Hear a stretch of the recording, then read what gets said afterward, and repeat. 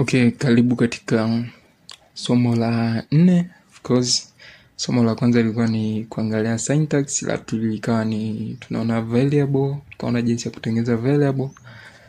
La tatu likawa ni data type. Na of course leo tunaendelea na data type, lakini kama nilivyokuambia kwenye iliyopita kwamba safari hii tutazielezea data type moja moja. Leo tunaanza na namba.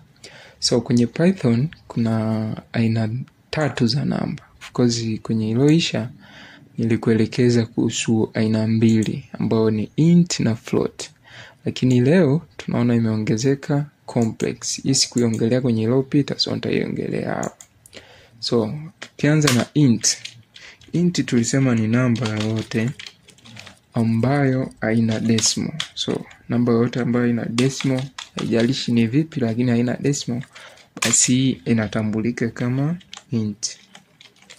Inatambulika kama int. So tukisema print type x, tukalane hapa utagundua ni int.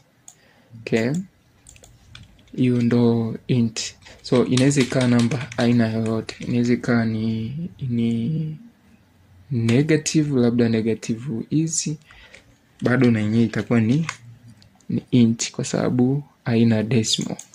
So hii comment hapa. Okay, comment kwamba hii ni int. Sawa Lakini tukaona pia kuna namba inaitwa float. Tukaona float ni namba ambayo ina decimal. Ni namba ambayo ina decimal, inajumuisha decimal, basi hiyo inaitwa ni float. Okay, hii ni float. So tukirani utagundua ni nini? Ni float. Okay, na float na yenyewe ni vile vile. Ikiwa hata kama itakuwa ni negative, bado itakuwa ni float. Kikubwa tu ina decimal. Hata kama ingekuwa ni scientific number, zile unakutaga namba ina labda 7. Okay, ukirun utagundua bado ni nini? Ni float. So hii sikuchanganye kama uelewi masuala ya namba. Hii namba ni zile namba za wanatumiaga, sitaki kuingia kwenye masuala ya hesabu na sayansi, lakini hii herufi huwa inatumika kuwakilisha kiwango kikubwa sana cha namba. So ukikuta hivi, lakini pia na yenyewe ni int. So tuone pia kuna hii ni float. Ni float. Sema int ni float kwa sababu ina decimal.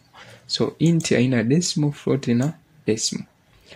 So tuje kwenye namba inaitwa complex. Of course ngoja tu comment na yenyewe.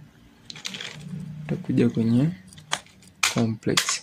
Complex ni simple na yenyewe, lakini na yenyewe ni namba ambayo sidhani kama inatumika hivyo, lakini labda uwe unatumia Python kwenye masuala ya mahesabu makubwa mno, ndo utakutana na hii namba.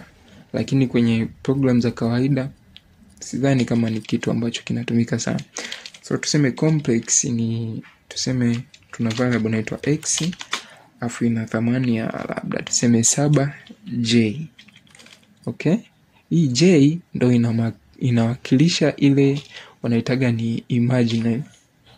Yani ni namba ambayo thamani yake halisi haifahamiki. So kwenye mahesabu yani kwenye Python tunaitambua kama j. Kwa ukikuta namba ina 7 afu ina j, au namba yoyote afu inafuatiwa na j, basi jua hiyo ni complex. So tukirun hii pia utaona hapa chini imetuambia ni data type inaitwa nini? Complex.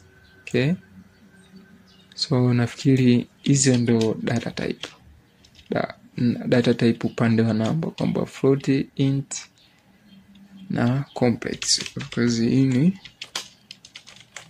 complex na hii ni float. Okay, so nafikiri kwenye namba tutakuwa tumemaliza, kwamba tumejifunza namba int ambayo ni namba ambayo haina decimal, float ambayo ni namba ambayo ina decimal, na complex. Okay, so tukutane kwenye somo jingine ambapo tutaelezea, nafikiri tutaelezea string. Yeah. Kwa hii tutakuwa tumemaliza hapa, tukutane kwenye linalofuata.